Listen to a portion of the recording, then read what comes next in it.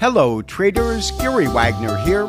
It is 11:52 in Honolulu, 5:52 in New York on Friday.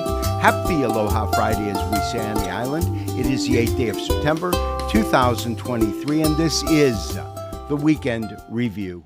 Although gold only closed up fractionally higher, up just under $1 at $1,942.60, we can see through this 30-minute candlestick chart that beginning at 9 o'clock in New York and going on till 10 o'clock, we saw gold rise to its high today, which came in at $1,954, and then over the course of the next 2.5 hours would fall back down even lower than the open.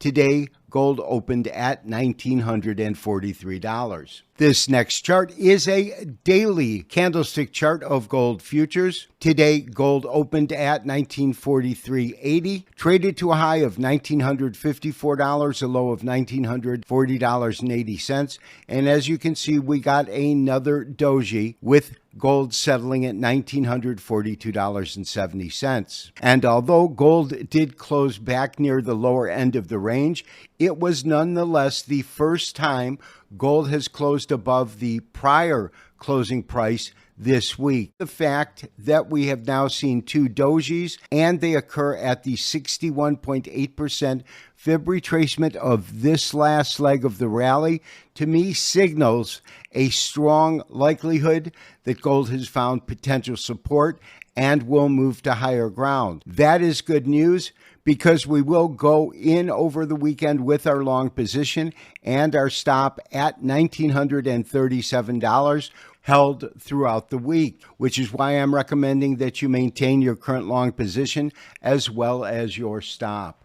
There are a couple other indications that we could have seen the recent decline in gold come to a conclusion, support being found, and higher pricing next week. The first indication is looking at a daily gold chart through a Heikin Ashi chart, which I have up on the screen. You can see body size has greatly contracted, and that's what we will typically see as a market pivots from bearish to bullish. You can see in this downtrend here exactly how that looked, where you had a series of candles. None of them had upper wicks. That means that there is strength in the downtrend until you get to a very small bodied candle, which has wicks both upper and lower, and then that changed the following day to green.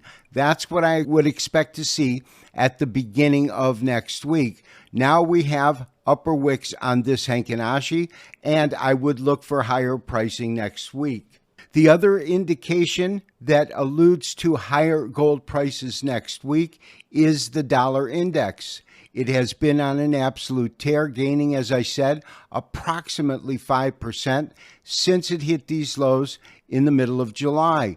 Today's candle is a little bit different. It is a doji in that the open and close are very close together. It is colored in red, but in a doji, color is not as important as the size of the real body. And the fact is that the dollar made a lower low and a lower high.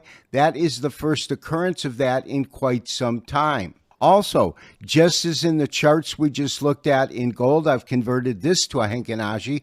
You can see that this last couple of days had very, very strong moves to the upside. No lower wick up until today. Today's candle had an upper and lower wick with a contracted body size. That and the fact that the standard candlestick is a doji does signal, in the case of the dollar, that has become overbought, and in the case of gold, it appears that that has become oversold. Lastly, I do want to take a look at silver. We are looking at the continuous futures contract representing December silver futures. In silver, we saw consecutive red candles for quite some time. We had larger bodied candles, meaning the percentage decline was greater. We did get a contracted range as we saw in gold and the dollar. And when we convert the standard candlestick to a Heikin Ashi, it doesn't give us as clear of a signal that a bottom is in place. We still have an upper wick.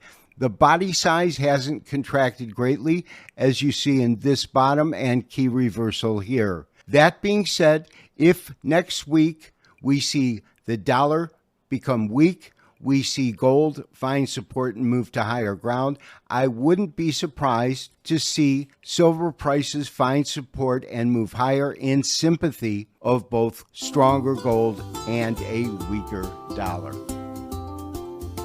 This has been Gary Wagner wishing you as always good trading.